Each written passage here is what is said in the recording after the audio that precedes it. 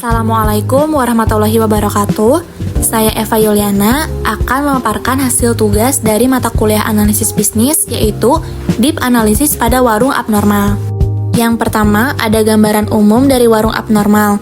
Warung abnormal merupakan usaha di bidang food and beverage yang berdiri pada tahun 2014 dengan menyajikan menu utama olahan Indomie yang inovatif dan juga harga terjangkau, menyasar segmen anak muda, pelajar dan juga mahasiswa. Perusahaan juga melakukan ekspansi gerai serta memanfaatkan platform digital dan layanan pesan antar online. Kedua, ada visi dan misi. Visinya yaitu menjadi warung roti bakar dan Indomie yang menjadi pusat tongkrongan anak muda. Misi yang pertama yaitu menciptakan berbagai varian menu abnormal yang menjadi ciri khas produk secara berkelanjutan. Yang kedua, membangun jaringan kemitraan yang solid dan saling menguntungkan di seluruh Indonesia. Yang terakhir, membangun organisasi warung roti bakar dan Indomie yang profesional untuk mendukung terciptanya kepuasan semua stakeholder. Kemudian ada isu dan tantangan yang dihadapi oleh warung abnormal. Yang pertama, ada penurunan kunjungan pelanggan dan gerai yang sepi, lalu penutupan sejumlah outlet secara permanen,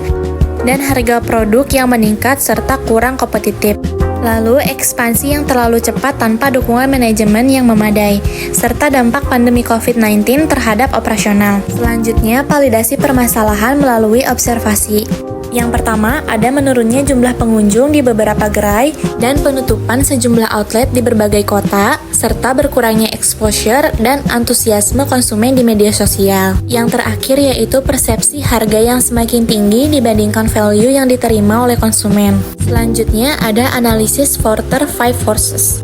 Yang pertama ada ancaman pendatang baru, yaitu rendahnya hambatan masuk dan kemudahan akses sumber daya yang memicu adanya kompetitor baru. Kemudian yang kedua yaitu daya tawar pemasok, ketergantungan pada kualitas bahan baku dan fluktuasi harga pasar yang memperoleh posisi tawar warung abnormal terhadap pemasok. Yang ketiga yaitu daya tawar konsumen, rendahnya switching cost dan melimpahnya alternatif kompetitif meningkatkan daya tawar konsumen yang secara langsung mengancam loyalitas pelanggan warung abnormal. Yang keempat yaitu ancaman produk substitusi, tingginya penetrasi produk substitusi dengan utilitas serupa yang juga dapat mengancam loyalitas konsumen terhadap warung abnormal. Yang terakhir yaitu persaingan antar perusahaan.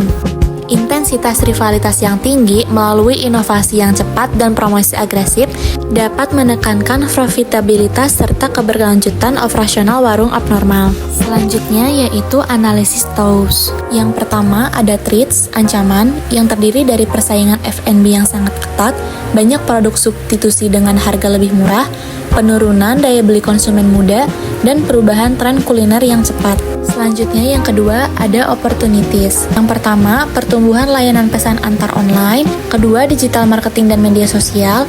Ketiga, peluang kolaborasi menu dan konsep.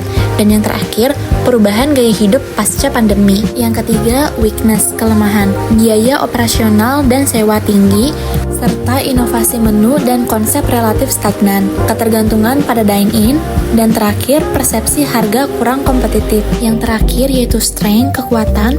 Yang pertama, brand awareness yang tinggi di kalangan anak muda.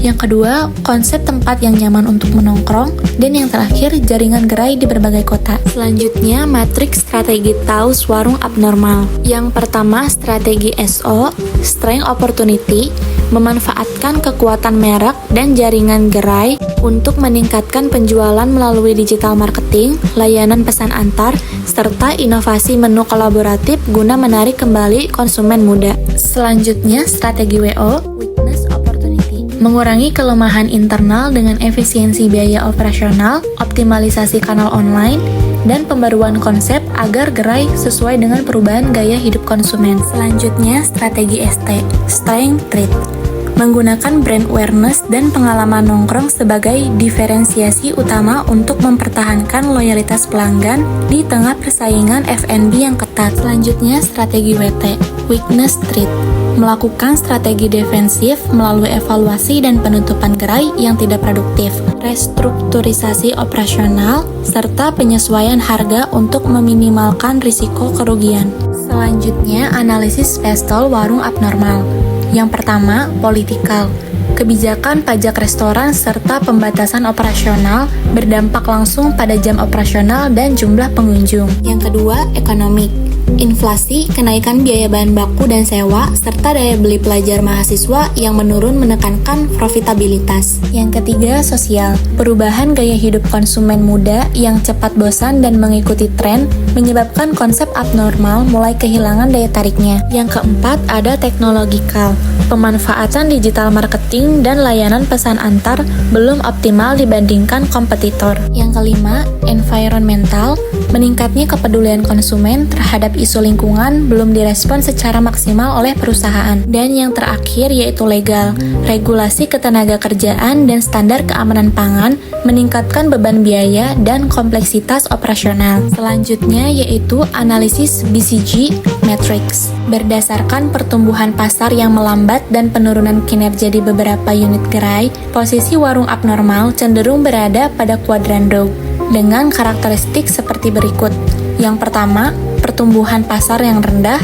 Kedua, pangsa pasar relatif menurun. Dan ketiga, kontribusi keuntungan yang tidak optimal. Maka, implikasi strategi BCG, perusahaan perlu melakukan: pertama, penutupan atau evaluasi gerai yang tidak produktif. Kedua, reposisi konsep bisnis. Dan yang terakhir, fokus pada unit yang masih potensial dan menguntungkan. Kesimpulan dari analisis yang telah saya lakukan pada warung abnormal, yaitu permasalahan warung abnormal bersifat multidimensional yang dipengaruhi oleh tekanan industri yang tinggi, perubahan perilaku konsumen, serta kelemahan internal dalam adaptasi strategi. Berdasarkan analisis Porter 5 Forces, Pastel, Taus, dan BCG Matrix, dapat disimpulkan bahwa warung abnormal perlu melakukan restrukturisasi strategi bisnis, inovasi konsep, serta efisiensi operasional agar dapat mempertahankan keberlanjutan usaha di industri F&B yang dimana sangat kompetitif. Sekian pemaparan dari saya, mohon maaf bila ada salah-salah kata. Terima kasih, wassalamualaikum warahmatullahi wabarakatuh.